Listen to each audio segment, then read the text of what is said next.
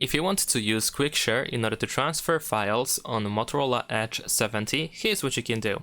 So I believe that the quickest way to actually transfer files is by using File Manager.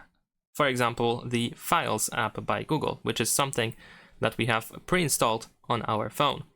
And in here at the bottom you can see we have this icon, this circle with two arrows inside, and this is the Quick Share. So this is how we can use it. Over here you should be able to send whatever you want to send to anyone that is discoverable over here. So you might want to tap on select and then choose whatever you want to transfer.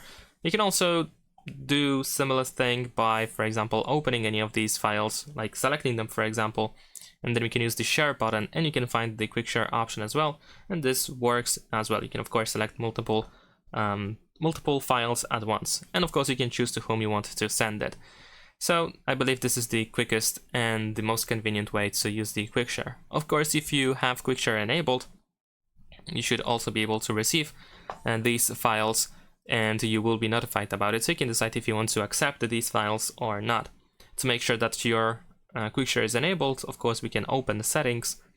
Then we're gonna go to connected devices, connection preferences, and then quick share.